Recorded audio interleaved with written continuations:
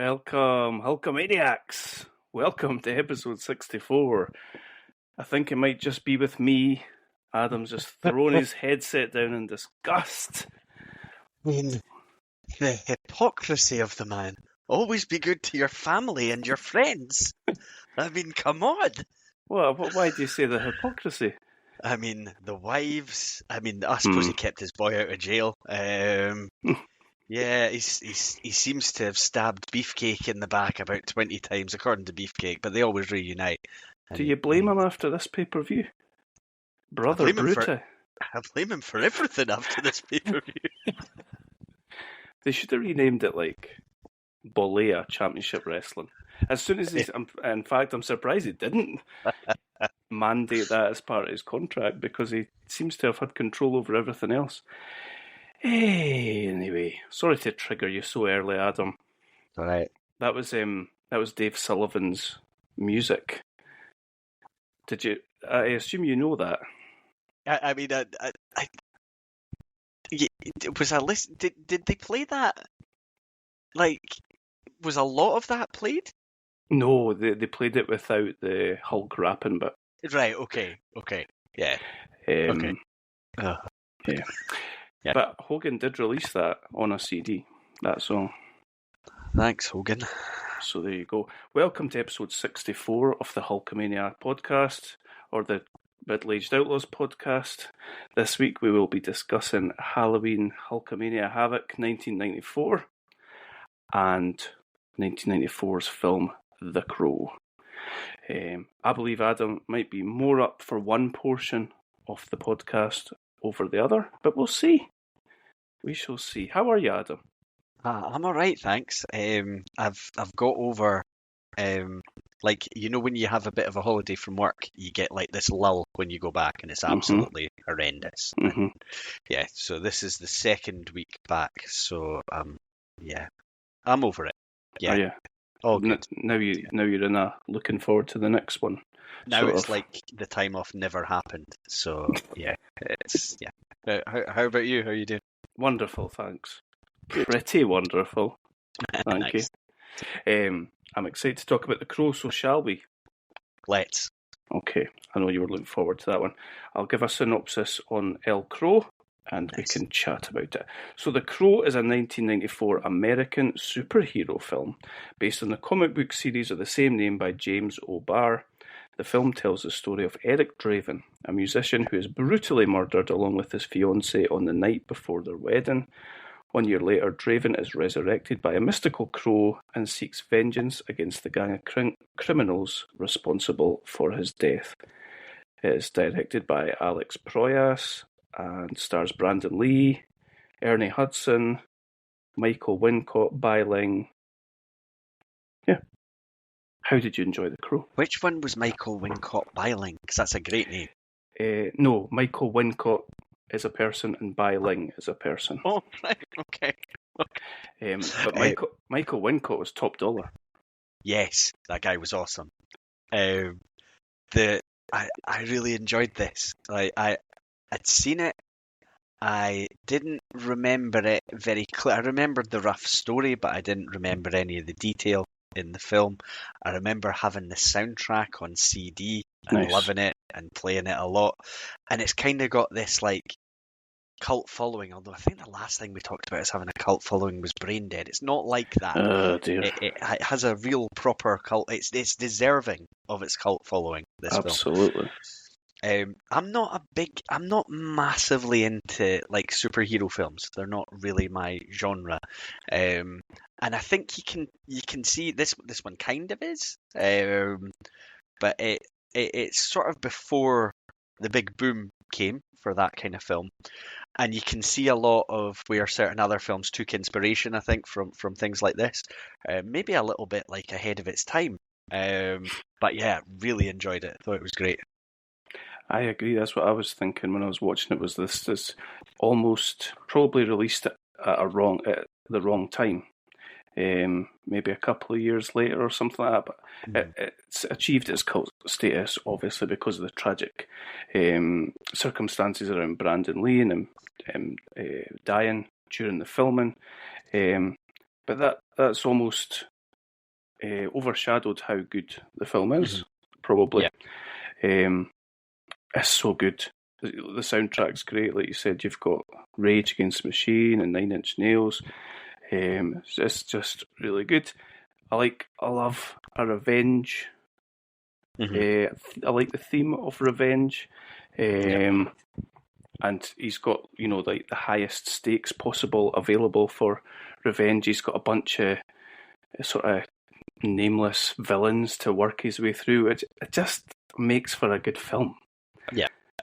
And this is well beyond, I think, the sort of any sort of cookie cutter superhero thing, because it's gritty, it's dark, but not in a cliched way, I would say. It owns itself, sort of thing. Yeah. I thought it was great, and I actually don't remember. It's one of the films I think that everybody thinks that they've watched, but they may not have actually seen. Okay. I don't know if I've actually seen it before. Right. I really enjoyed it. It was good. Cool. Yeah, there was a lot I was remembering. Like, I was remembering the basic story, but see, early on, there's this quite sort of central to the story. There's this, I think at first in my notes her name was Skateboard Girl. This young girl who was sort of looked after, I think, regularly by Eric and Shelley, so the couple that died. And she, arrives to find, Eric has died, and Shelley, she can tell, is about to be killed off. But I totally forgot about, like, the dynamic between her and the cop. Like, that wasn't in my mind at all, that they sort of had this bond and this little story going on. Nice. And how her mum sort of tied in with the group of criminals. I forgot about that as well. So there were all sorts of little bits and pieces as I was watching, because it's probably been about 15 years or something since I've watched it. So it kind of felt as close, I think, as you can get to watching it for the first time. It was, really good fun. Ernie Hudson's an actor. He's a fantastic actor. Yeah. Name a film where he's no.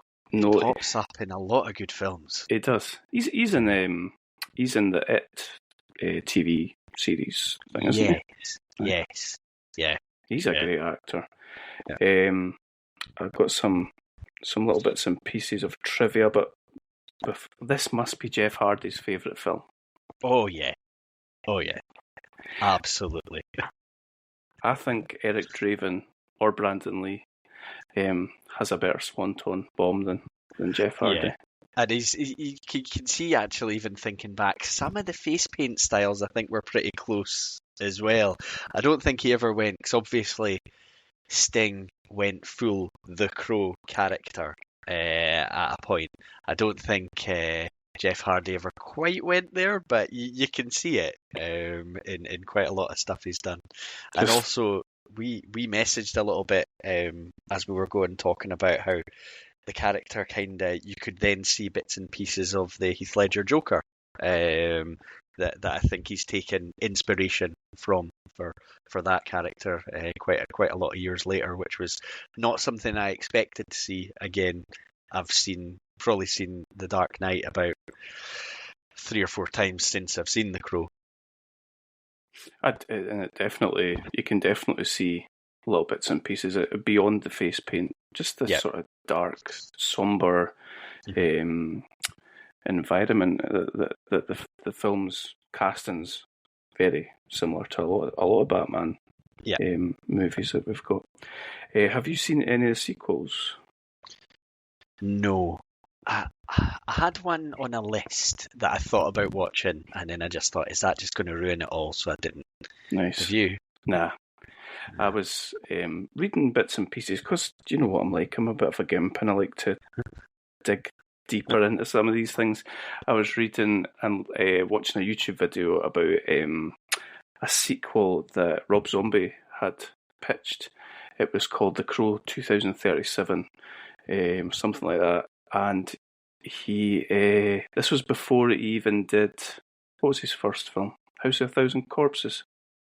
I think so, yeah.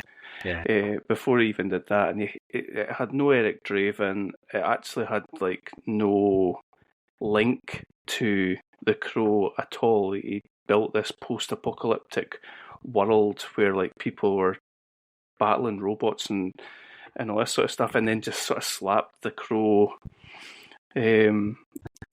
Just the name on it and tried to get financed that way.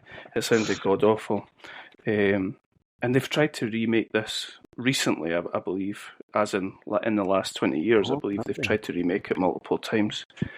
You've had Bradley Cooper attached to it, Jason Momoa attached to it. What's your guy called? He's one of the brothers that played Pennywise. Skarsgård. Oh, yes. What's his first name? He's in Barbarian. He's the guy in Barbarian. Yeah. He is currently in the frame to play Eric Draven in a remake or I think they want to try and make it closer to the graphic novel or whatever. Okay. Because there was a City of Angels sequel, and I think that's the one I'd noticed and thought, should I? And then I just decided not to. I think it was only a couple of years after the first film. Right. But I don't know much about it. The only thing I remember seeing about it was that Iggy Pop's in it. Wow. I don't think I could see how Iggy Pop would fit into that world. That world, yeah. He's not like the lead or anything, but he's in it. I assume as kind of one of the villains, but I don't know for sure. Right. Was one of the guys that was one of the sort of bad guys that he worked his way through, was he the guy, don't know why I'm asking this because you might know the answer, but I think he was the guy from Warriors that says, "Warriors, come out to play." Oh, was he? I think so. A lot of them felt quite recognisable. Like there were 2 or 3 of them I was looking thinking I've seen that guy in something, but I could not, like probably peripheral characters in something that I'd seen. But yeah, I couldn't pick any of them out. Like I thought they were quite, like I suppose you can only give them so much story because the pace of the film's quite fast. From him and his fiancée being killed through the stories, and he's, as you touched on, he's picking them off kind of one by one, which is great from a viewing point of view because you're with them and you want this revenge, and the people deserve it, but you don't get that. There's a few moments of like banter between them all and things like that where they just come across as kind of stupid, and not an awful lot to them, which I suppose that's, when it's a villain being picked off, you don't mind. You're just like, just get them all. I don't need to know much story, but I didn't feel like there was necessarily an awful lot of acting needed for a lot of these villains. It was just like, be classic bad guy. Yeah, bad guy 1, 2, and 3. Yeah. Do you know what film this actually reminded me? And I've just sort of realised that this was the first Sin City. It's kind of reminded me of, and it's probably just the black and white canvas of the film. Yeah, quite a similar look and feel, I think. Yeah. Okay, Eric Draven, the role was originally offered to River Phoenix and Johnny Depp before Brandon Lee took it. River Phoenix, I'm not sure. I can't even think. What have I seen River Phoenix in? Stand By Me, obviously. Yeah, I don't know if I saw him in much as he got a bit older, because like most of the things I can think of, he was pretty young. He must have died pretty young as well. Yeah, early 20s. Yeah, I've got like 23 in my mind. Mm-hmm. Yeah, 23. Was he? Yeah. I also read that a makeup artist applied Brandon Lee's makeup or face mask, what I'm talking about, his face paint, the first time, and they thought that it looked too polished, so they let him do it himself, and he would do it before he went to bed, and then when he got up in the morning it looked like weathered. Interesting. Okay. That's a little thing that he brought to the character, which is quite cool. Yeah, nice. So there you go. That was The Crow. I think we're maybe stretching the horror genre to watch that. Yeah, I wouldn't have said horror. I mean, it's got its moments. I suppose in a way, see a lot of it, 'cause there's a lot of kills in it, but you don't see what's happening with a lot of the kills. Like you will see him have all the knives, and then the next thing you see is the bad guy on the ground with all the knives in it. Aye. So yeah, there's not that much that's horror in it, but I'm still glad we did it because yeah, if anyone has not seen it, give it a watch. Very Absolutely. entertaining film. Absolutely. For 1995, we are doing. You just reminded me 10 minutes ago, and now I can't remember. It's called Demon Night. Tales from the Crypt. Tales from the Crypt, Demon Night. Yeah. We really struggled to find a 1995 film. And I was disappointed that your response to me suggesting muscle-bound bodybuilder from hell or whatever it was just ha-ha, because I really thought I'd struck gold there, but never mind. Never mind. So that was The Crow. That was The Crow.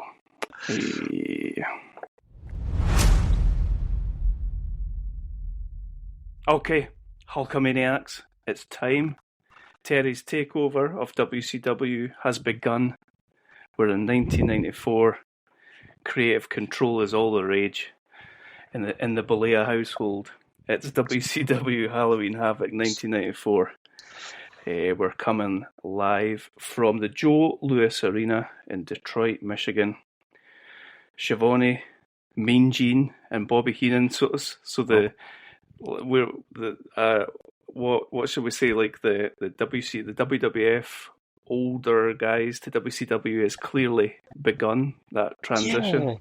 Yeah. Do you know what I found strange? Because we're watching these year on year, that felt a million miles away from where we had been for WCW, like announcers and the look and feel of it. I always go back in my mind to Bischoff always saying stuff. If you ask him in an interview now, you know, how did you get the success initially? And he's like, well, you can either be the same, lesser than, or different. And he's like, I didn't want to be lesser than. I couldn't be the same, so I chose to be different. And I'm like, did you though? Did you? I don't think you did. Class. In what way were they different? Yeah, just they were different before they started changing everything. Yeah. Everything looked grittier and felt a bit realer and a bit more violent, I think. And a bit more steeped in professional wrestling history. Yeah. Traditional professional wrestling. Yeah, but this is just like we will be what they were a couple of years ago. Okay, go. 100%. Like 1989 to 1990 WWF is what we're going for here. Yeah. Let's ramp up the cartoony. Heenan is the highlight of this pay-per-view. I'm sure for you it was for me as well. Yeah. How good is he? What do you know what the neck brace was all about? Was it just pure storyline? Because I know he had neck surgery because there was the whole thing a little bit later than this where Pillman snuck up behind him and cracked his neck. And he freaked out and swore live on air and all that. But I was thinking, I wonder if he has had the surgery and this is real, or if he's just doing a bit that I'm not quite getting or something like that. I think it's maybe legit. I think it maybe is. Yeah. Heenan immediately. You know where Heenan stands. I mean, Hulkamania stops tonight immediately. There was a good moment. Like, he is going full on running down Detroit. Like, he is tearing into Detroit. And he starts off okay. It's like a little bit of praise, and then it just gets worse and heavier and heavier and heavier. And he's just, by the end, tearing into them, their sports teams, the people, and all that. And Tony Schiavone is off to the side, and he's really trying to stifle laughs. He's going so far that you can't not laugh at what he's saying. But that was good. There's a woman that keeps appearing on camera. She's like got this sort of huge blonde hair and red lipstick. Do you know what I'm talking about? Yeah. And Heenan refers to her as like Zsa Gabor or something like that. It's class. Yeah. Also, at this introductory bit, Mean Gene appears to say that Sting isn't at Halloween Havoc. Yeah. And Schiavone's giving him the side eye to say, like, what are you talking about, Okerlund? Yeah, because he's not in the card, is he? But he's there. No. Aye. And they make a thing of him being there. That's Mean Gene just trying to get people to phone his hotline, though, isn't it? Cause, this man's obsessed with these. He is shameless. From what I hear, he made a lot of money out of that personally. It was his thing, and he brought it to the company. So he is obviously going to sell the hell out of that thing. It's like every little stop. Make sure whoever's next on the hotline. We get the national anthem for Halloween. Yeah, I don't think we hadn't seen that on any of the ones Nah. before, had we? Nah. Again, this will be a Hogan idea. Likely.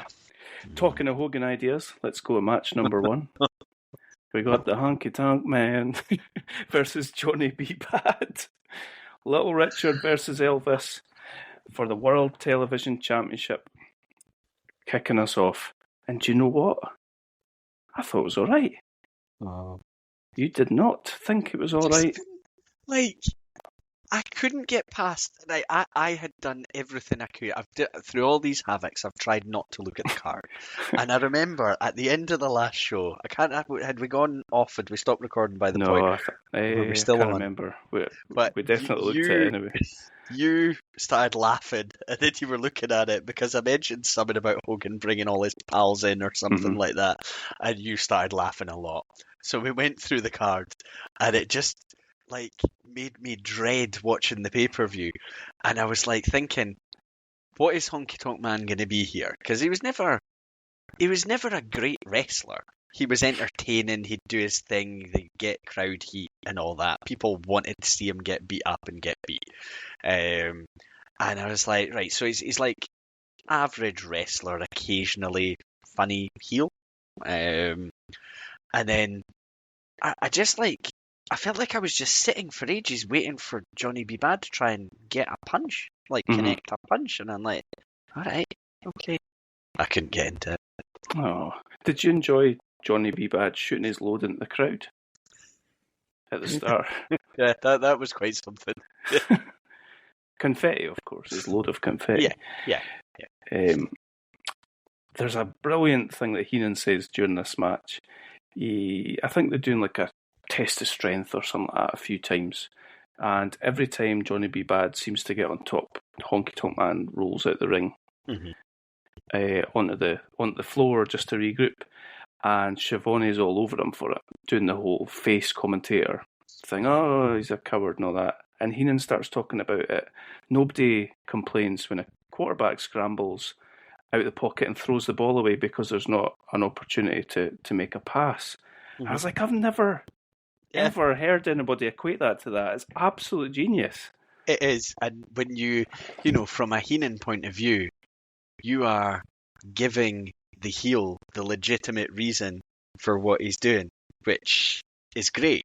Because, you kind of can't have one side without the other. You need to try and understand why the heel's doing what he's doing in that. And that's him telling you, which is great. I'd never heard it explained in, I think, such a simple, straightforward way. Aye. A way that, you'd think the majority of people would click. Aye, proper, I felt like the exclamation mark appear above my head. I think the crowd were well into this match, by the way. A lot more than you appear to have been. But Honky Tonk Man pretty much dominated the whole match. I think we start getting the countdown. We're like, oh, of course, it's a television title match. I really didn't think they would do it. I just kept thinking, it's the Honky Tonk Man. I mean, come on, of course Johnny B. Bad's going to beat him. And it seems to have got the better of me in my notes towards the end, because I just wrote, this is legitimately a draw for Johnny B. Bad against the Honky Tonk Man. He needs to give Vince a call right now. Just maybe don't take your wife to the meeting. I think they do quite a good finish though, because I was expecting them another. You know what we talked about finishes the last time, WCW. I liked the finish because they were just it was almost like I can't believe I was about to say that. I'm not going to say that. What I was going to say was it's almost like a UFC fight where they know that the time limit's going and they just start going for it. And they did kind of do that. So I quite liked that. I do have, and this is my last note in terms of the ongoings in the match, Johnny executes a small package ages after the time limit's expired. Do they have a bit of a fight afterwards? I think things start... Have a wee go? Yeah, I think things keep rumbling on a wee bit. I would get it if, like, it doesn't feel like that long ago that they were trying to make a big thing out of Johnny B. Bad. Like, he was never a great wrestler, but he had something about it. He had charisma. He had star quality about it. And now they've got him, I don't know, a draw with the Honky Tonk Man. He's the world television. Who's the world television champion? Oh, Johnny B. Bad. Johnny B. Bad's the champ. Okay. Yeah. Surprisingly, he would have thought it'd be Honky Tonk. Somebody tells you you're booking, you're like, for another one, another draw. They're like, you can only win when it's not on TV. Okay, we go to... So this pay-per-view is just basically a build-up for Flair Hogan with little bits of matches chucked in between. I don't know if I like it or no. It's a little bit different to what I suppose we're used to.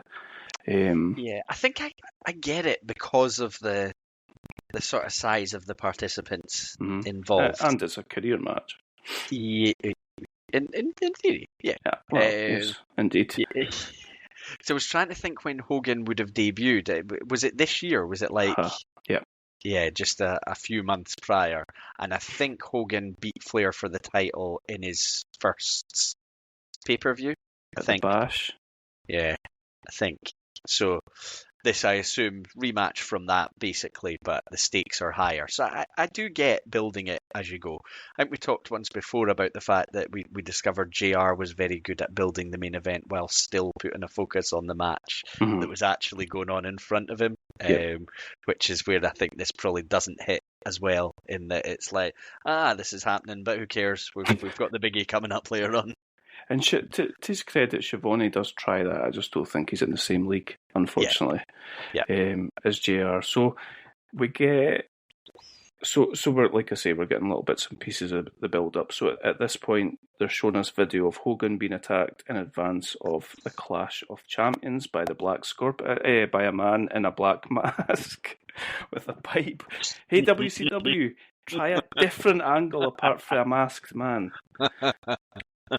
This is my favourite bit. Hogan went to the hospital, then walked back 2 blocks with a bad knee after being attacked with a pipe. That's just irresponsible and likely he could end up in court over that with WCW. Yeah. They could have got out that deal really, really quickly. And it's that night his son could have run him over. Oh, wow. I'm going to have beef with Hogan, haven't I? That's a good one. Beefcake. So, he makes his way back to the ring for his match with Flair. And Arn Anderson, under a mask, clearly Arn Anderson attacks him. And later, 2 masked men attack him. The announcers massively sell their confusion about there being more than one masked man. Like they cannot comprehend that more than one man could put on a mask and get involved in a situation. It baffles them. Brilliant. And then they show what appears to be like sort of really old style camcordered video footage of Mr. T and Ric Flair leaving Michael Jordan's restaurant in Chicago, which is just genius. I loved that. Like, that's quite groundbreaking. Yeah. Compared to the sort of social media stuff that all goes on today, like that. Yeah. Okay. Match 2 is for the WCW World Tag Team Championships. We've got the awesomely named Pretty Wonderful Paul Roma and Paul Orndorff versus tag team specialist Marcus Alexander Bagwell and everyone's favourite Patriot, the Patriot, Stars and Stripes. What do you think of this match? Dale Wilkes, was that his name? Yeah, I think that's right. Yeah. There were a few things that caught my eye on this. Like, there's something really weird on the Pretty Wonderful walk down to the ring.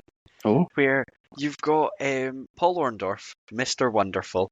He is walking down, and then just behind him is Paul Roma, just like scurrying behind him though, looking really creepy. It was weird. Mm-hmm. Did you pick up on that at all? I did, and he's quite. Is that his character, Paul Roma? He's a bit mental. Yeah, I think so. But again, we're watching these totally in isolation, so we haven't seen the show before. But yeah, it just looked so weird. And the other thing that caught my eye immediately, these guys are all in ridiculous shape, like ridiculous, and like there's something quite. But there's something quite boring about all of them in the ring. Oh. I'm sorry. Go on, elaborate. Like, there's a lot of it's pretty, I don't know, one-dimensional, pretty slow, pretty, I'll do my thing, and then you'll do something, and then, I don't know, this bored the hell out of me, this match. Oh, wow. Did you like this? No, not at all, but... Oh, and the other thing. Which one of them tried to do a perfect plex? It was Buff Bagwell tried to do a perfect plex, and he messed it up. Oh, really? Yeah. I must have missed that. So he executed the move and it landed, but he completely lost control of the opponent. You know how Kurt Hennig used to have the leg hooked before he did the suplex? Yes, he tried to he grab tried it. Like midway while he was up to try and grab the leg, and he wasn't getting it, and then he had to scramble back and get it when he landed. Yeah, he shouldn't be hitting a perfect plex. Only one man should really ever be hitting a perfect plex. Absolutely. There was a couple of things from my point of view. At one point, Orndorff either does one of two things. One, he does like this really bizarre dance. Or two, he has a seizure. Yeah, the dance. What the hell was the dance? It's the weirdest thing I've ever seen. There's Heenan says to Schiavone that if he lives to be 100, he'll never see the Lions in a Super Bowl. That prediction has come true so far. Yeah. And then the fucking Patriot at the end.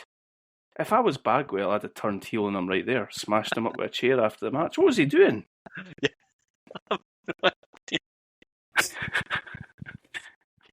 Yeah, he was basically screwing over his teammate. Like 100%. Yeah. It was too blatant. Yeah. Maybe it's like in the next event there will be a heel turn, whatever way that would go, because it kind of looked too much to be subtle or accidental even. It was unbelievable. Bagwell's isolated for a good portion of this match. He keeps trying to get the tag to the Patriot. At the point when he can get the tag, the Patriot says, "Fuck it, I'm going in." And just... It's not even that he goes in and gives away the opportunity to give a tag. Was he DQ'd? No, he should have been DQ'd. The ref kept telling him and telling him and telling him. He just kept doing moves. But he definitely would have made a legal tag to him. Like, from a positioning point of view, he definitely would have. So yeah, he completely screwed him there. Goddamn Patriot. Huge elbow by Paul Roma. He rolls Orndorff over onto Bagwell. Yeah, and we get new tag team champs. You've mentioned some of the funny, criticism, sarcasm, all that from Bobby Heenan as we've been going. I wasn't sure if this was intended to be, but I took it as such. When he said at the end, "This is tag team wrestling at its best." Brilliant. Class. He's obviously talking about Pretty Wonderful. Obviously. Backstage with Mean Gene, he's with Flair and what are they calling? Sensation? Sensuous. Oh God. Yeah. I assume there's a copyright issue there with Sensational.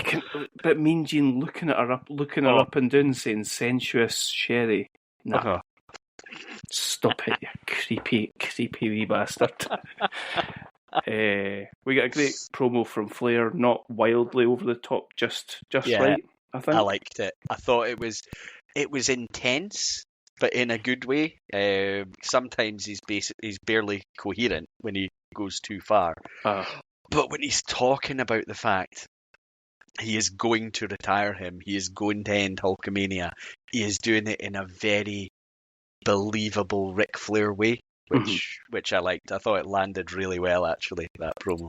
Same. I liked it a lot. And that takes us to the background for the next match, which is brother versus brother. Kevin Sullivan versus Dave Sullivan. Dave Sullivan seems to be playing sort of Hulkamaniac who I'm really struggling to put into words the sort of character he's supposed to be playing. Like a super fan, but is he supposed to be? Yes, Eugene. Yeah, he is Eugene. Yeah. Lenny from Of Mice and Men. Is that the right person? Or is Lenny the brother? I don't know. Huge, massive guy. That's a little bit innocent. Yeah. And Kevin Sullivan is his brother. How they came from the same gene field, that's one for science, because he is this little evil poison dwarf and Dave Sullivan's Omos. But hey ho, this is just despicable and disgusting and should not be on pay-per-view. And imagine paying for this in 1994 and getting this shit. So were Hogan and Sullivan tight? Were they boys? I don't know. I know that. So I think before Hogan came in, Sullivan had a lot of he was one of the chief creative voices, I think, in WCW. I think for quite a while after, because Hogan at a point goes on to feud with the Dungeon of Doom. Is that right? Is that the right name? Yes, indeed. Which is Kevin Sullivan's group, and he is seen as maybe not the guy that's in the ring opposing Hogan, but the main antagonist. Yes, he's like the Charles Manson sort of. Yeah, but I don't know whether they have any I don't know if they're close in terms of got on well together and all that, but they're definitely going to be pretty intertwined, I think, for a while. Yeah. But this, oh God, they say at the start, they say that he's dyslexic, Dave Sullivan, but they're I don't know.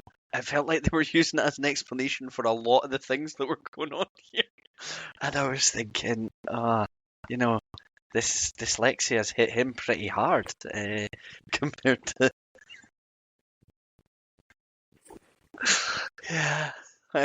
But the whole, I think that you messaged me something about this whole idea, being surely a Hogan thing that I've got a lot of fans out there, brother, and totally believable that this guy would just end up, obsessing this with Hulk Hogan, and he's got the. Is he he's dressed him, isn't he? He's got the moustache and the hairline. Ridiculously over the top fanboy. Now we did talk about this kind of thing with Eugene, where it's quite uncomfortable in a lot of ways to watch this kind of thing. Oh, yeah. What's your favourite brother versus brother match? I mean, for real? Of all time? Aye.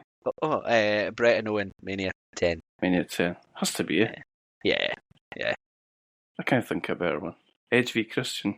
They never had great matches, did they? On pay-per-view. Hardy Boys. Never had great matches. Yeah, I think when the Hardy Boys were doing their thing, I just always wanted them to be a team. I didn't really want to see them opposing each other. No. I can't think of any others. But yeah, good luck finding a better brother versus brother than Hogan Macho. I was going to say that now. That kind of was brother versus brother. Owen versus Brett. Let's not talk about the Sullivan fight anymore. It's nonsense. It went on a wee bit longer than it needed to. If this was an Attitude Era angle, it would have went 30 seconds and Big Dave would have squashed Kevin. He wins by count out. Basically, he wins by count out after Kevin has been attacking him on the outside and rolls him in before climbing in himself. So he kind of Kevin screwed himself a bit there. He's quite an uncomfortable man to look at, Kevin Sullivan, isn't he? Yeah, I think I get why, like, you know, the whole Dungeon of Doom thing, the whole him being a leader of a strange group of individuals. That makes sense in my mind. It does. Okay. Next match is Dustin Rhodes versus Arn Anderson. We get a little bit of background here. This feels like let's just give people things to do sort of thing. Dustin had wanted Arn to be his tag partner. He agreed at Bash at the Beach and then just beat up Dustin for reasons. Arn appears to be in some sort of faction of some description with Colonel Robert Palmer and Meng, who is Haku. Am I right? Yeah. Yep. He is probably the best person in this because he's just sort of playing this shades-wearing bodyguard. This terrifying presence just looming. Nobody would legitimately try anything near. Yeah, there was some early in the match Arn stuff that I absolutely loved. Brilliant. He keeps complaining to the ref that Dustin's pulling his hair. And there's barely a hair on Arn's head, but he just keeps gesturing it to the ref. And he does it 3 or 4 times. I absolutely love that. Brilliant. That's brilliant. Heenan says to Schiavone that Arn Anderson will pull his eyebrows up over his lips. And Schiavone says, up over my lips. And without a beat, Heenan goes, think about it.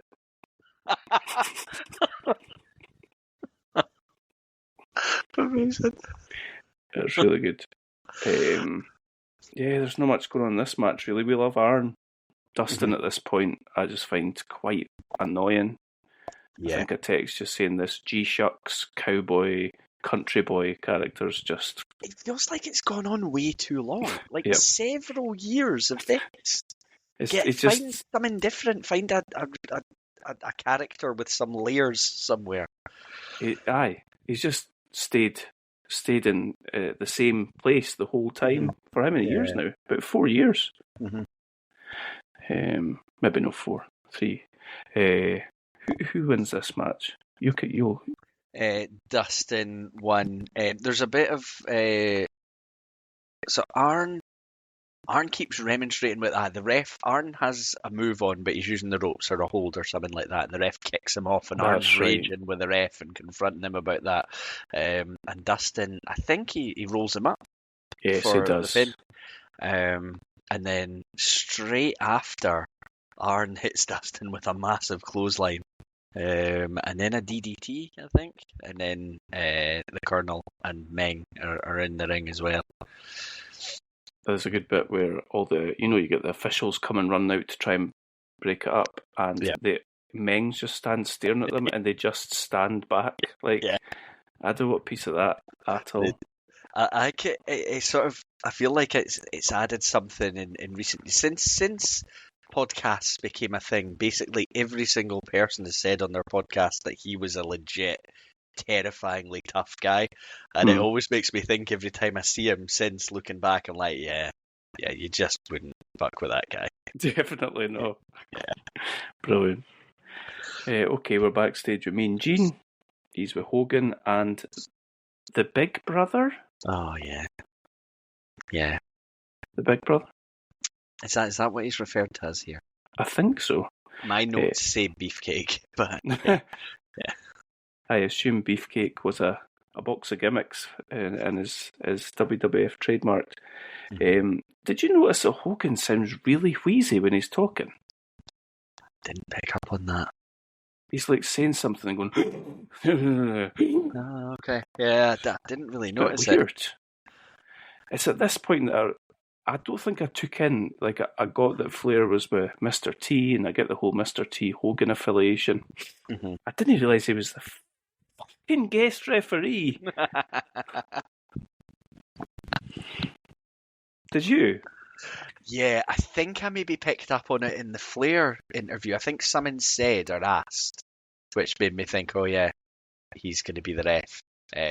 Because, a lot of the stories about him being aligned with Flair and, the footage of him with Flair and stuff like that. Mhm. So I think maybe it's either something the announcer said or someone that was asked in the interview that I did realise before we got to here.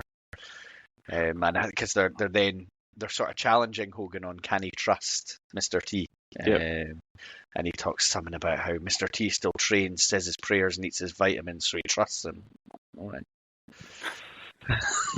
Mean Gene's a stirring wee shite. He's trying to sow these seeds of doubt about Mr. T. And Hogan, does he say? It's either Mean Gene says it, something about, are you concerned that Flair might try and suck Mr. I can't even say it. He says, are you concerned he might try and suck Mr. T? If you know what I'm saying.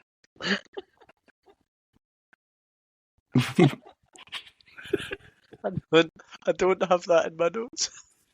Are you sure? I've got it written down here, and I remember thinking, what is Mean Gene on tonight?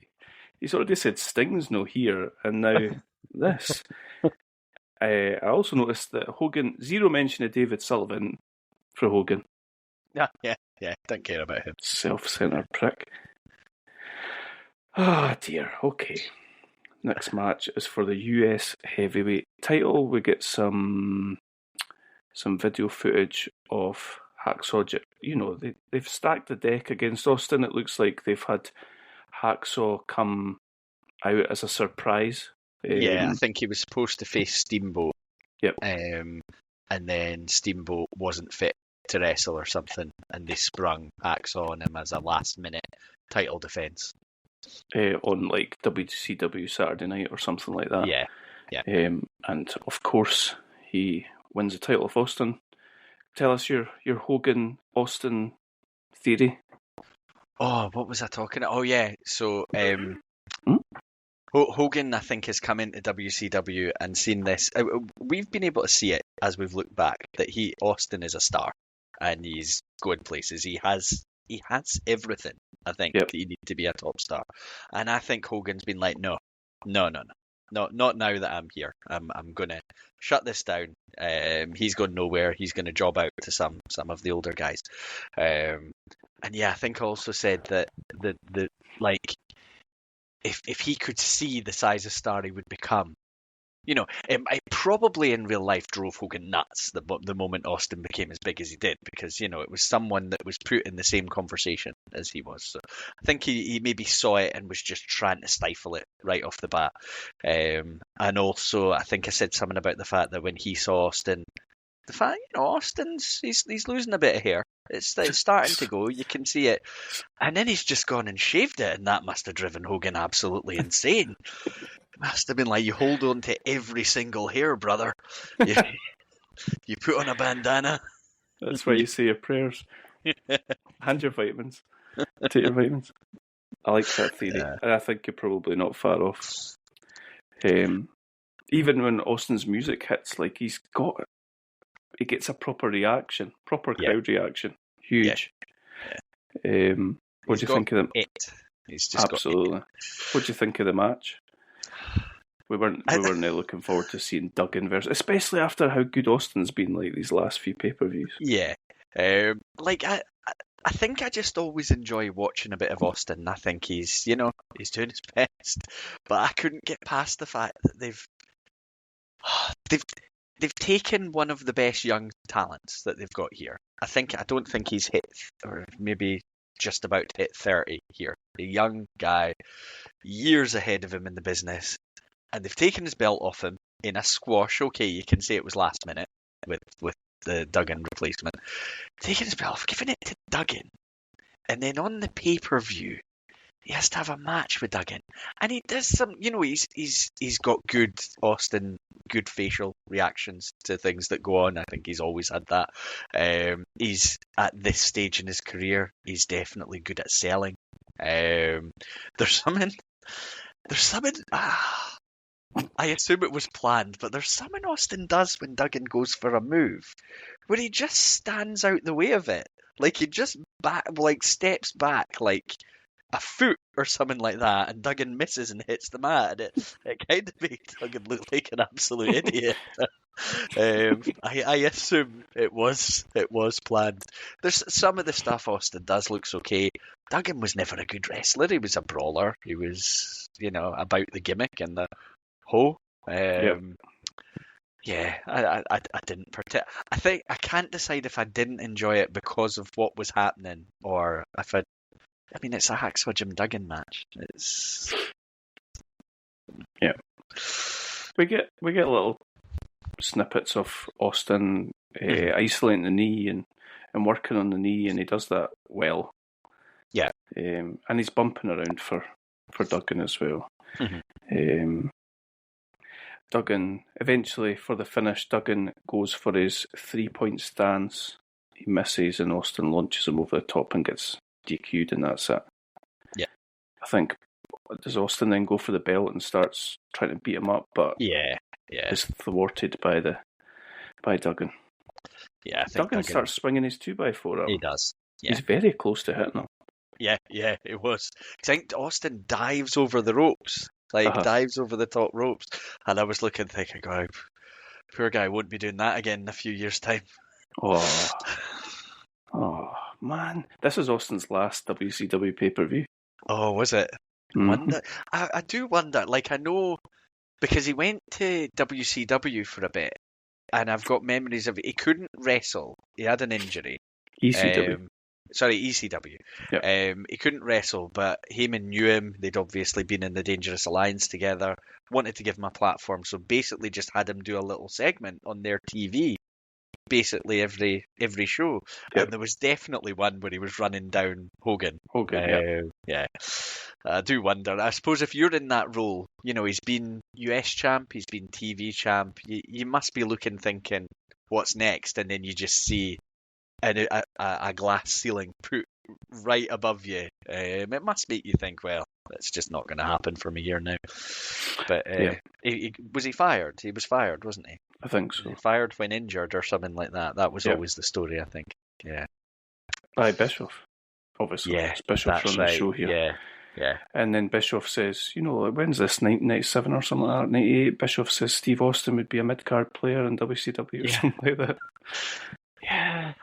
Brilliant. I mean, the thing is, he probably would have been, because they wouldn't have given a guy like that the opportunity once they had all those guys. But, they make it seem like what Mean Gene's doing is usually stood sort of down the bottom of the aisle, and they make it seem like he's going to have this big revelatory interview with Sting. Sting comes out smiling. He looks weird without the face paint, but he's got big sunglasses on. He does, And he basically says, I'm here to sit ringside, and just keeps on walking. Yeah. Which is a bit odd. He goes and sits next to Muhammad Ali. Yeah. I thought, because I thought there was an indication that he wanted a title shot at some point, but they've already confirmed, I think, Vader gets the next title shot. And but Vader's got to get through his match. But I can't believe they named him the Guardian Angel. But anyway, is it it must be something cool, like a biker gang or something like that. They can't have just thought that's the name to give Big Boss. I was getting like Peace Corps sort of thing. Okay. From it. But yeah, they were quite funny about this Sting thing, because as soon as he appeared, I thought, we're going to get like a 3 or 4 minute interview here. But nah. I also thought we were getting like, I see you later. I thought we were getting like a Sting Vader type deal as well. Yeah. Yeah. Nah, I just sat there for the rest of the night. Weird. just chilling next to Muhammad Ali. Yeah. We get a bit of background.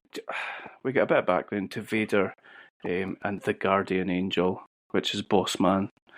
I didn't make notes because I'm quite pissed off at the idea that Boss Man's even on this card, and he's called the Guardian Angel. Yeah. Like there was. I used to quite like Big Boss Man, like because he was big but he could move, and there was something pretty cool about that. And I remember thinking going into this match, well, it's actually two big guys that can move, so maybe this will be really entertaining. But there was nothing to give me a story I cared about. It didn't. And Boss Man always felt mid card. Aye. Whereas, peak Vader should be top of the card. So why are they bothering? I think the best thing about Boss Man was his gimmick. That's maybe a bit unfair, but I think that as a kid, I think that's true. I get that. Yeah. I could never take him seriously when he was put in a top role, because it did happen a couple of times. I was like, that's not where this guy is. He was a Hogan cheerleader. That's what he was kind of made, like around about a Survivor series. I'm sure he was in a team with Hogan at one point, wasn't he? Yeah. He has clearly got beef with Harley Race. In kayfabe, because he beats the shit out of him during this match. Did. And it looked pretty brutal, actually. Yep. But yeah, he's obviously decided that the key to beating Vader is to eliminate Harley Race, which is logical and sensible. So he goes for him before the bell goes. I think he slaps Vader, and that just seems to fire Vader up, and he starts beating him with those big paws in the corner. There's quite a while where Vader dominates, and he's just beating the hell out of him. It's very physical. You would imagine, again, we've mentioned it a few times and mentioned it with Vader and Cactus Jack. I imagine these two guys were happy to just lay it in with each other, because it certainly didn't look like there was any holding back. We're getting the story throughout this match that the Boss Man's basically, he's lost it.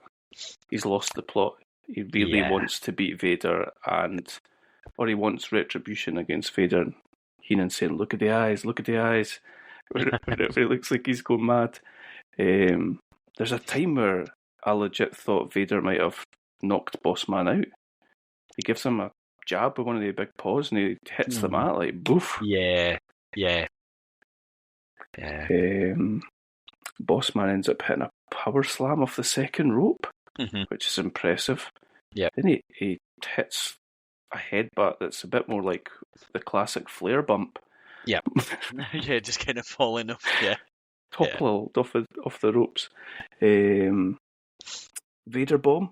Boss Man kicks out the Vader bomb. Yeah, I was surprised at that. often. Nah. He tries again. Boss Man gets the knees up.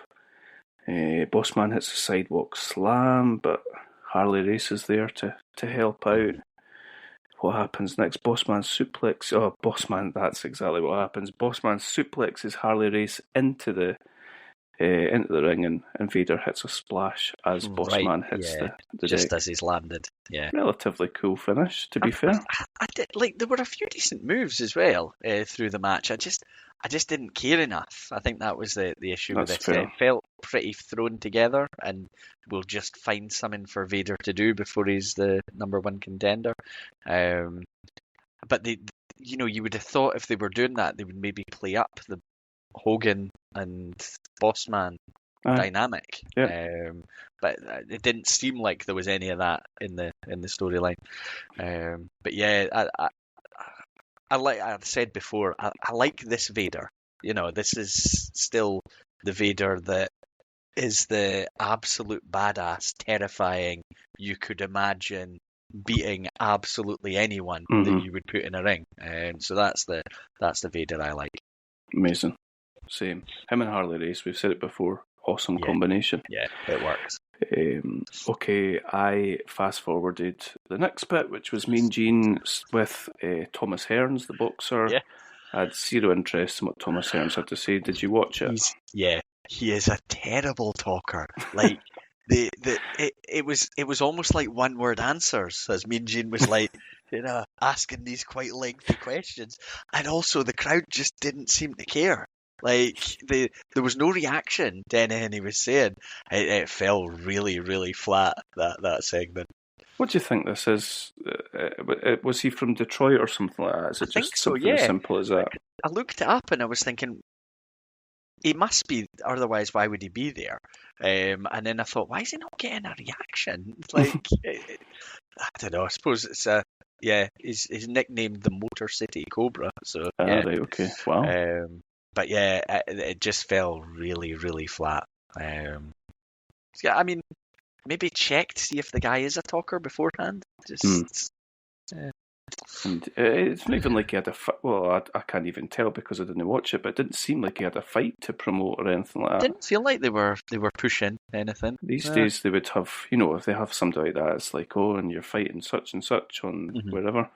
Yeah. Anyway, talking of abysmal, we've got Terry Funk and Bunkhouse Buck taking on the Nasty Boys next. And I think last time we said we're more in sort of cartoony Nasty Boys territory. This time they are just eating pizza and drinking beer, and they have just decided to say, fuck it. Yeah. They're just diabolical. Yeah, this did not work for me. This match. I've got a few notes. I've got like, this Bunkhouse Buck lad's quite lively.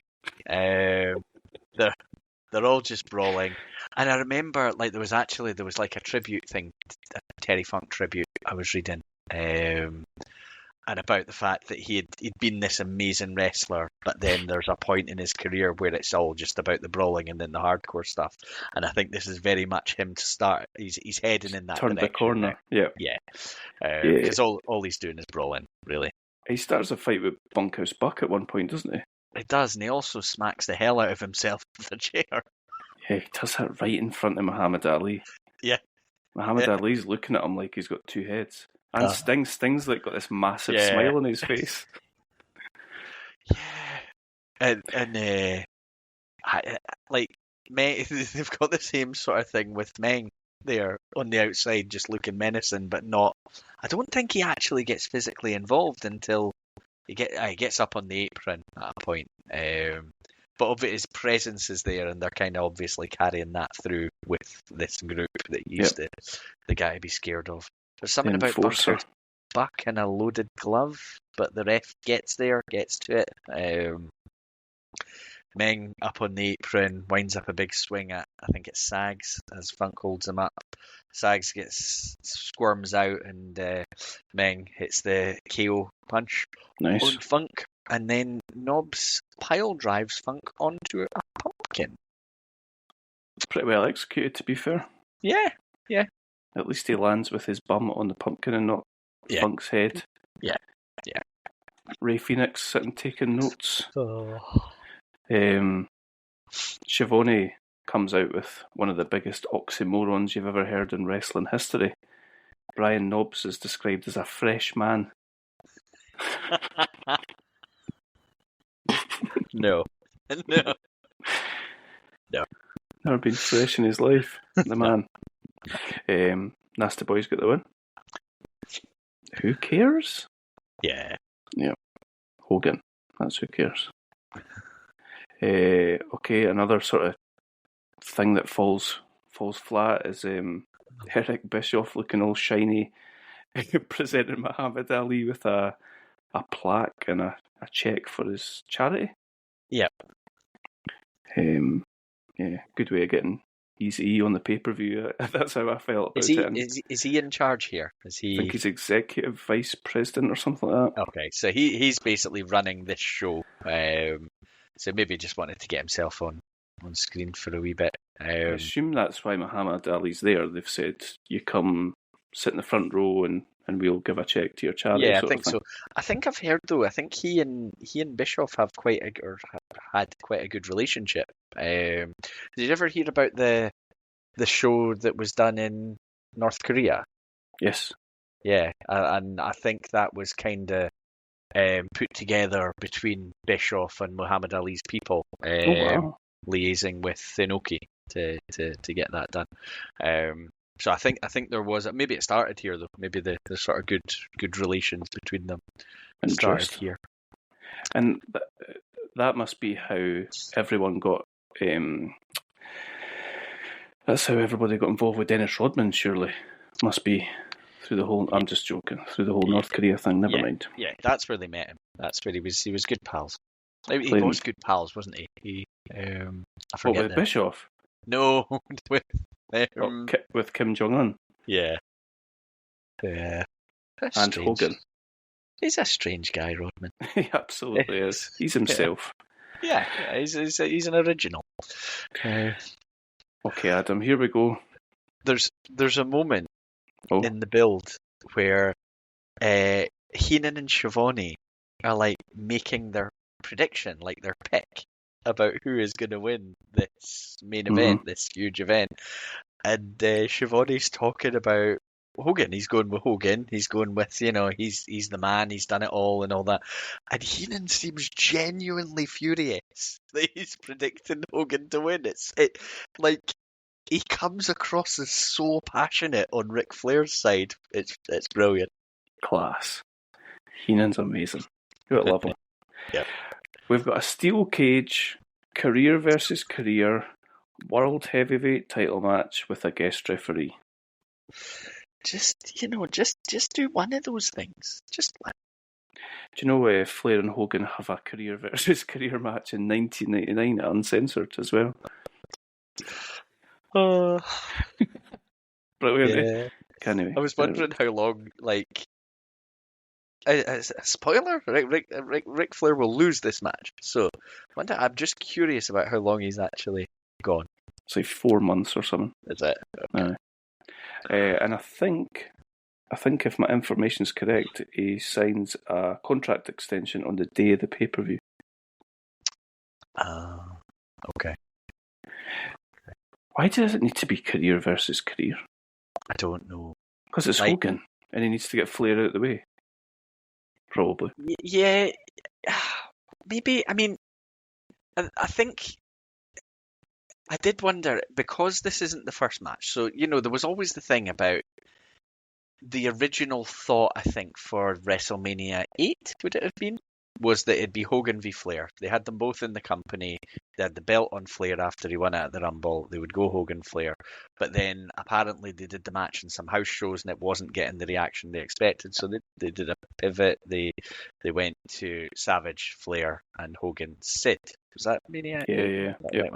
And they did Flair Savage like halfway through the pay-per-view sort of thing. Yeah. So WWF never delivered the big Hogan Flair match. So WCW have done it. They did it when Hogan first came into the company. Yep.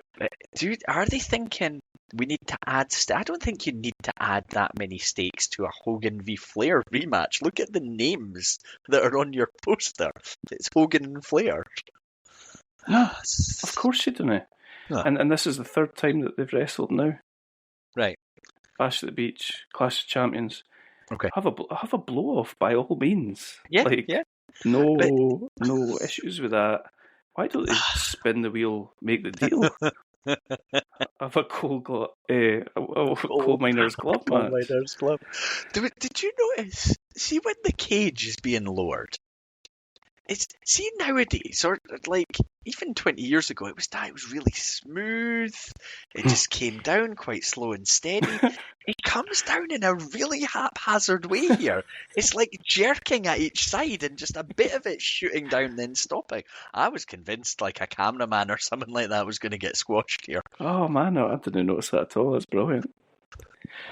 I was laughing at Mr. T wearing I think he's got a Detroit Red Wings jacket on, and then he's got a Detroit something hat on as well. It's like, please don't boo me. I'm definitely on the good guy's side, I promise. There's something else really good that Heenan starts doing at the start of this, and it's basically just as the intros as they're coming out, because he's been talking up Flair the whole way through the show. Flair's going to win. Flair's going to end Hulk Hogan. He's going to take the belt. He's going to retire Hogan. And then he starts to get the fear. And he's talking as they're coming down. He's like, he says, "I don't know why we have to do this match. I don't think anyone wants to see this." Amazing. It's so well done. It's brilliant. Total entertainment. Yeah. Shivani's laying it on thick with the whole. It's World Championship Wrestling that's bringing these two wrestlers together. This historical match and all that. He then says some fans were holding up 4 fingers when Flair entered the ring, and he then says I was holding up 1 when Hogan came in. Yes. Amazing. Right from the off, I think we get a different looking Hogan. Is that fair? I think he's aggressive. He's a lot more heel-like than he normally is. Yes, he always did the back rakes, but he's aggressive. Yeah. Angry almost. Yeah, there is. And you get... there's definitely a few instances of... like he's biting as well, isn't he? Mm-hmm. Mm-hmm. He's biting his forehead. And I think...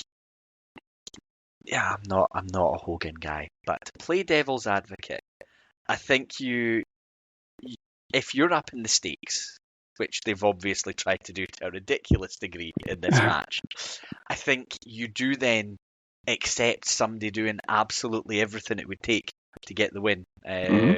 Whether, it's a wee bit on the verge of, not playing fair. So I think you can get away with that here. So I quite like that. I quite liked the way they went with it. I thought it allowed, there was enough of an explanation as to why he would be doing it, I thought.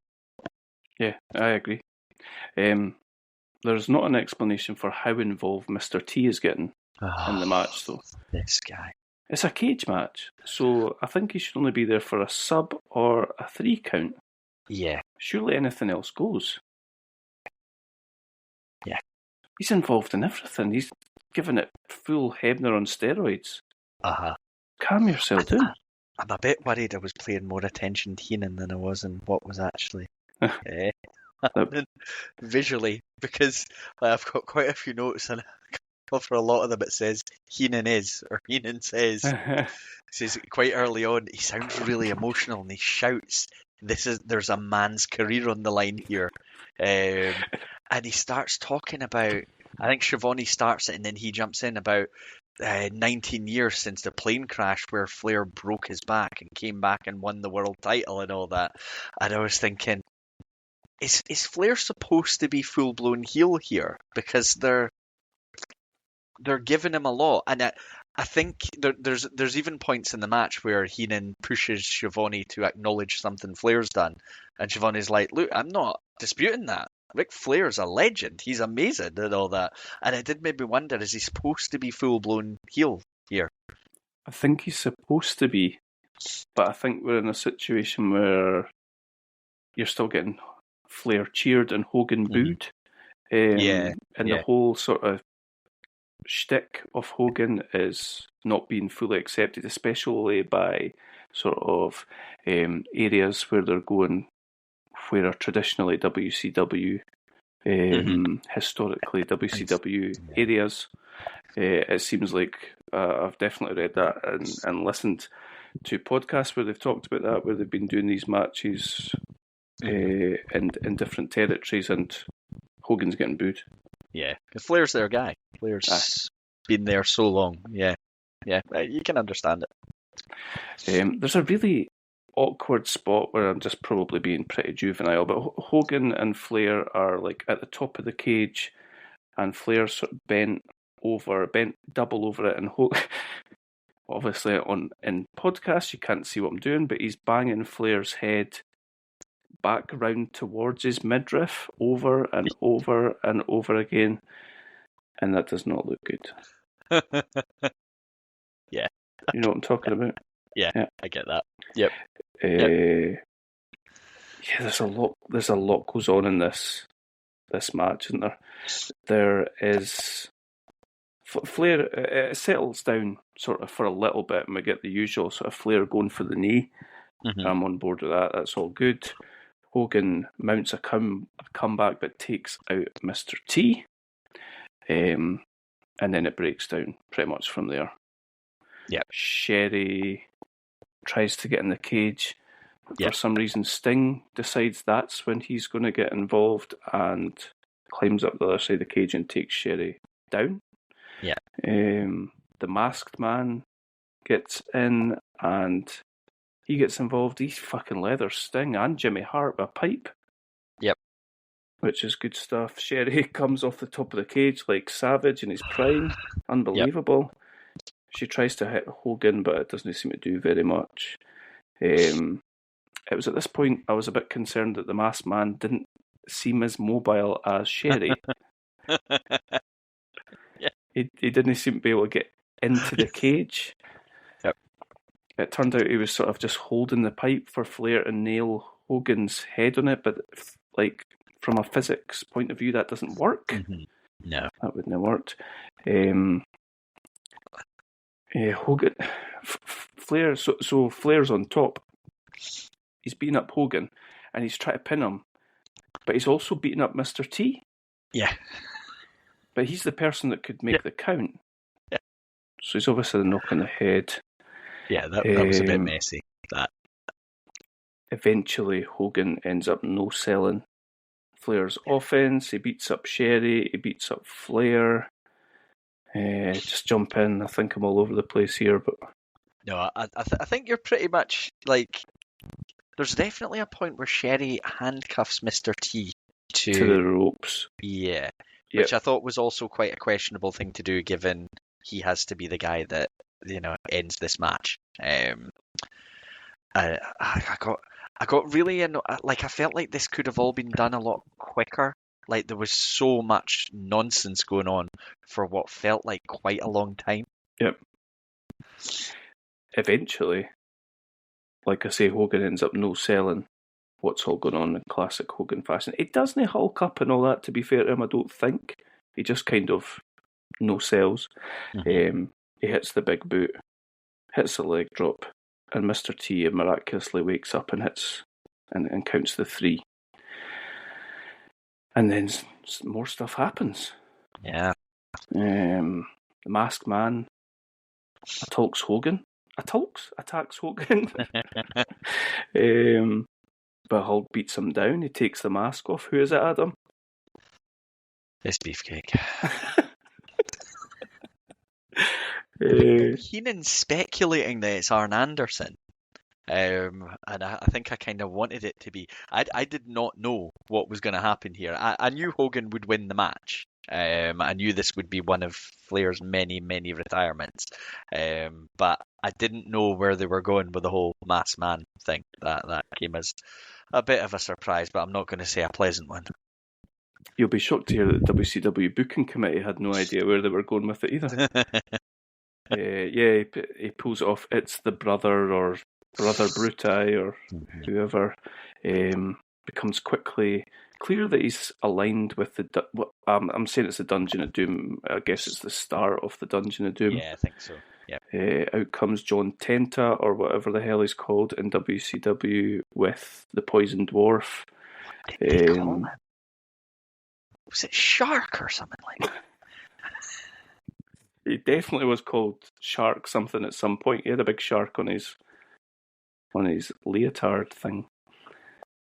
You're looking it up. John Tenta, Earthquake. The Shark. Nah. Is that when he went to WCW? He was definitely called the Shark at a point. Jesus. Tenta left. Tenta was introduced as Avalanche.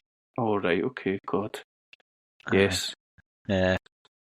So when did Hogan and Earthquake have their program? Is that like 91?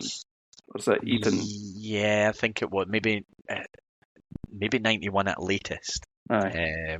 Yeah. And here we are, 94, just running it back. Yeah. So draw, brother. In fairness, I remember in those matches, Earthquake was kicking Hogan's ass. Nice. So I think in a official rematch, he would take the title, no problem, with Earthquake. Or Avalanche. Yeah. Nice. So Earthquake. So who's it does like the dance? The Beefcake starts doing the dance. Like the jump round and round. What? treacherous son of a bitch. And where's Dave Sullivan? Sitting in the back, smoking a cigarette, watching his hero getting beat up. Yep. An earthquake avalanche hits his sit down, have a seat thing. Yeah. Yeah. And Sting tries to come back. Yep. Yeah, Sting comes back to help Hogan. Helps him out of the ring. Hogan is looking very worse for wear. And Sting starts quite aggressively slapping him in the face and saying, "Shake it off." Class. Oh, that was funny. And we get, after that, Heenan again sells his emotion at Flair retiring, and he sells it very, very well. Well, this is what I was going to say. Like, Ric Flair's just been retired as far as the pay-per-view paying customers are concerned. And there's, we've got Earthquake and Beefcake and fucking... Let the man dust himself down and walk out of the ring, get his standing ovation, and leave. Exactly. Say thank you. Speak to the fans. I mean, what if this had been the real retirement? It was upstaged by Brutus Beefcake.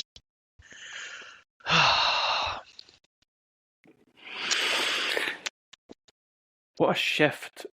Like, I think you mentioned it earlier, but what a shift in tone of the way WCW is presented from one year to the other. Yeah. It's crazy. It is. It's so dramatic. Like, there's just no... It's like a totally different company. And I noticed, see when you got, you know how they do this theme where they have, as part of their set, and as part of the, like, I think cartoon intro at times, they have the headstones.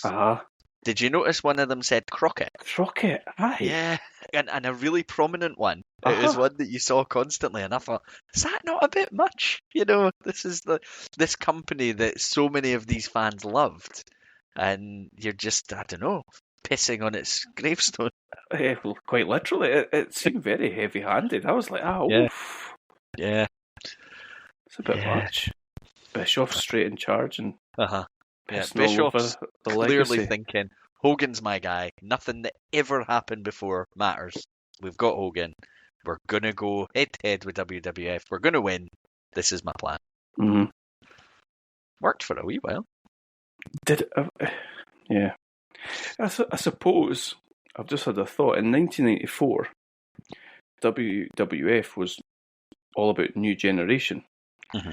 So they arguably are going in a different I suppose. path. Yeah. It's just that the path's already been laid and walked. Yeah. I think I can see the logic in it. There's all these incredibly recognisable talents. I assume by the time we do next year's one, Savage will be there. They're stepping up recruitment of these known talents, and I imagine looking across and thinking we have, in terms of selling tickets, we have a far better pool of talent than they've got.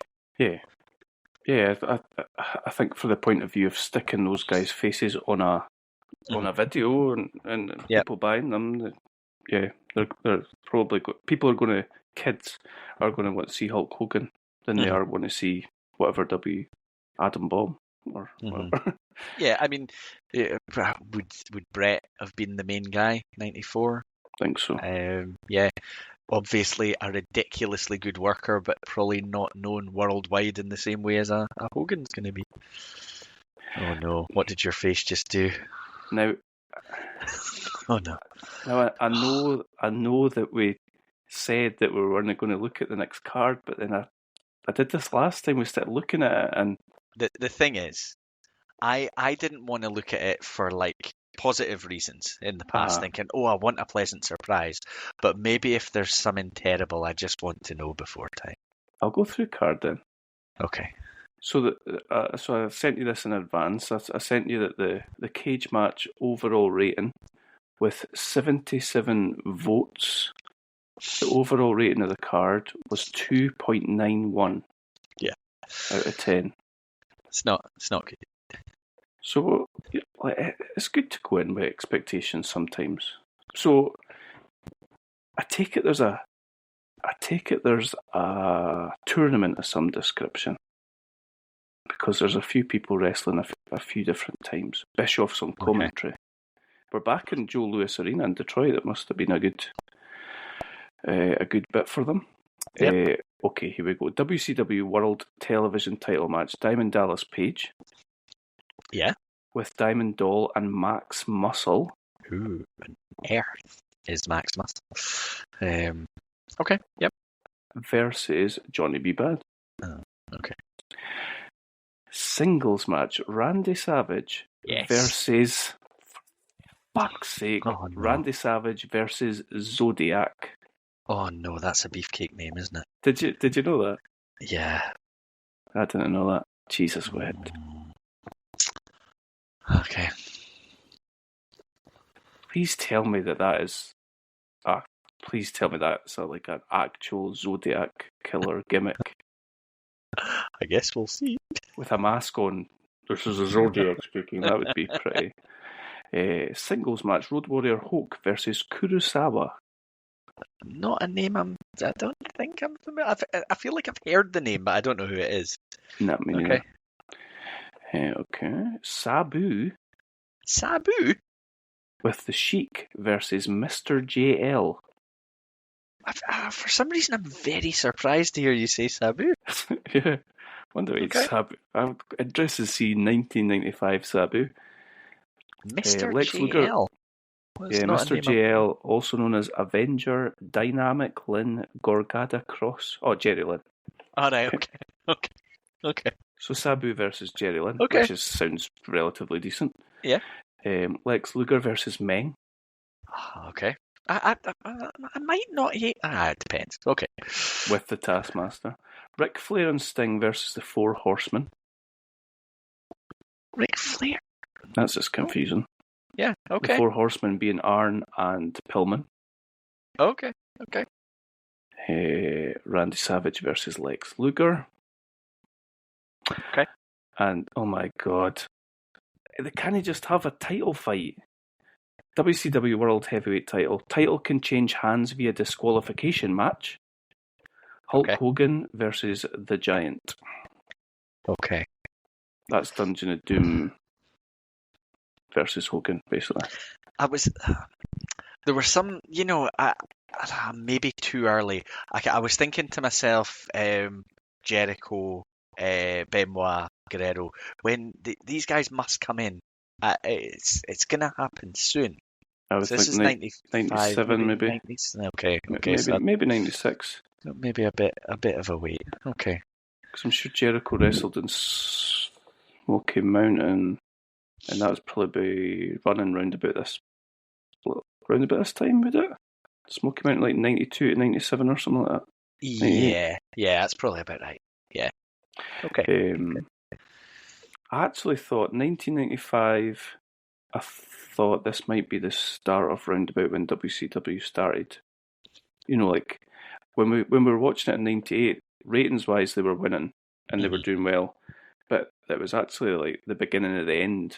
Yeah, from a quality of product and all that. I wondered if 1995 might be the start of the beginning sort of thing, but maybe that's 96.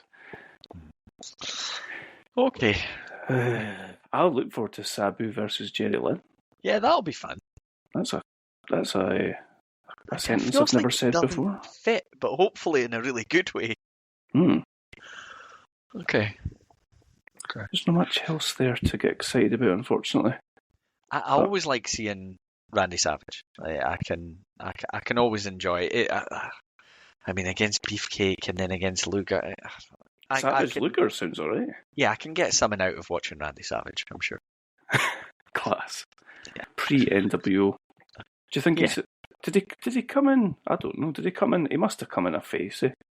Yeah, I think so. Yeah. I don't think they did like a big program with him and Hogan initially. I think they were buddied up, basically. I think they sold it as they have some history. The mega powers are back together. And then it was basically like, all cool, brother. Oh dear. Yeah. Oh dear. Okay, so we've got that to look forward to, and Tales from the Crypt, Demon Knight. Another great soundtrack. Yes, you said that. You said you had the soundtrack for this as well. This as well. I don't know if it'll have a moment quite. The Crow had a moment. Like, it almost felt like it was designed for me because you had Nine Inch Nails covering Joy Division. That's like somebody created that for me. Amazing. But I remember, because it was maybe when I was quite into metal that I remember loving the Demon Knight soundtrack and buying it, and again listening to it many, many times. Was the Crow? So 94. That'd be pre-grunge, wouldn't it? Yeah, I think. No. Grunge would have been on the go at that point. Right about the time. It was probably quite high then, I think. It feels like it would sit in, but then a lot of that soundtrack's a bit more sort of industrial sort of stuff, isn't it? Yeah. When Nevermind come out? 93, 92. Wait a minute. 90 or 91?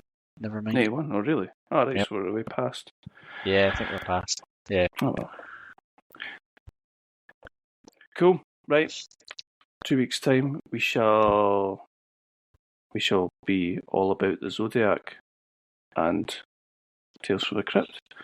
I hope it doesn't disappoint. I assume we're looking at sort of horror comedy rather than. So. Yeah, I think it's very like over the top. Have we had a 90s sucks for horror? Does it not? Yeah. Have you looked ahead? Have we had a like straight up horror?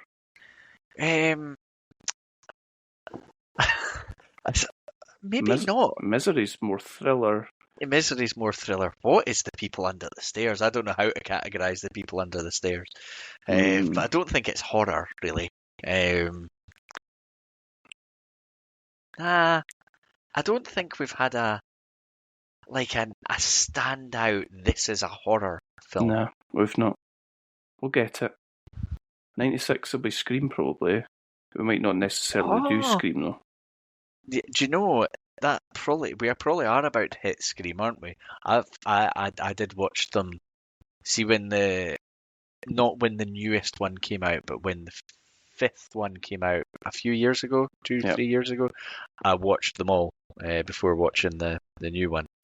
So yeah, I'm probably not in a big rush to watch again, but we'll find something. I was going to say, if the honourable mentions are Puppet Master 24, then yeah, we might be going back to watching It had a little bit of a rebirth, I think, horror off the back of Screams. Hopefully there's some decent stuff coming. Fingers crossed. Okay, we shall talk in 2 weeks. Take it easy. Cool. Until then, and remember, Adam, take your prayers. Take your prayers? Take my prayers. Yep. Say your vitamins. Yep. And what was watch out for Kevin Sullivan. I was thinking if I have to train, I'm not sure I'm quite in there. Yeah. Okay. Yeah. Thanks. Hulkamania rules. Okay. See you in 2 weeks. Bye.